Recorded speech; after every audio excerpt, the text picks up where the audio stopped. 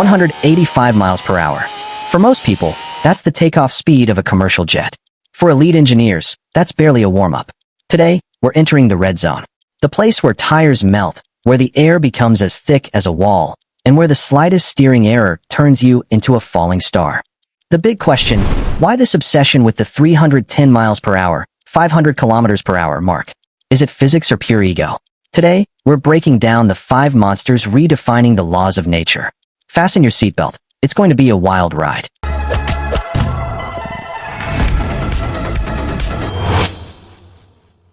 Part 1.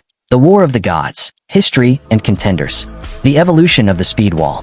The Veyron Shock. How Bugatti stunned the world in 2005 by hitting 253 miles per hour for 107 kilometers per hour.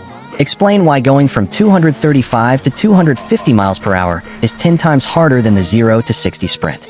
The Rise of the Challengers. Introducing the genius garagists, Christian von Koenigsegg and John Hennessy, facing off against the Volkswagen giant, Bugatti. The detailed top 5. 1. Bugatti Chiron Supersport 300+, raw elegance. Explaining the W16 engine, essentially 2 V8s fused together. 2. SSC Tuatara, the controversy. Why its first record was debunked by the internet, video analysis.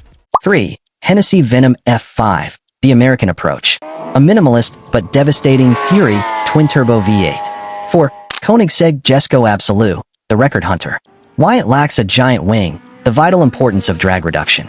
5. Rimac Nevera, the electric UFO.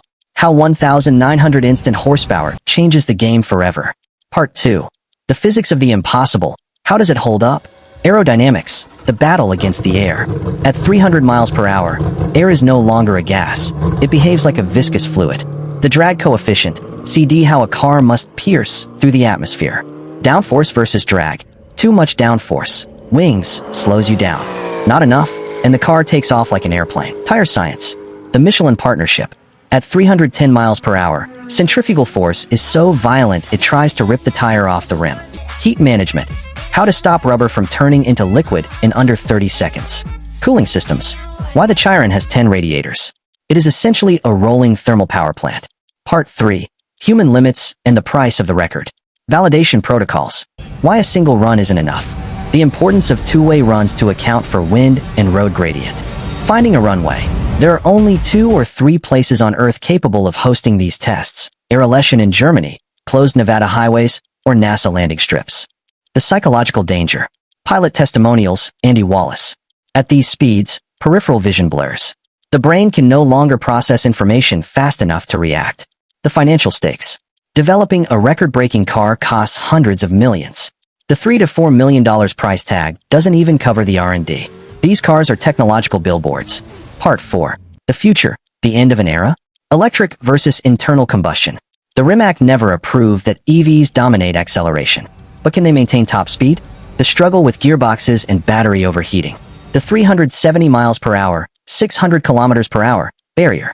Is it even possible for a production car? The physical limits of asphalt roads. Sustainability. In a world seeking sobriety, are these cars the last of the dinosaurs? The world's fastest car is more than just a number on a spec sheet. It's a mechanical work of art pushing the boundaries of what we thought possible.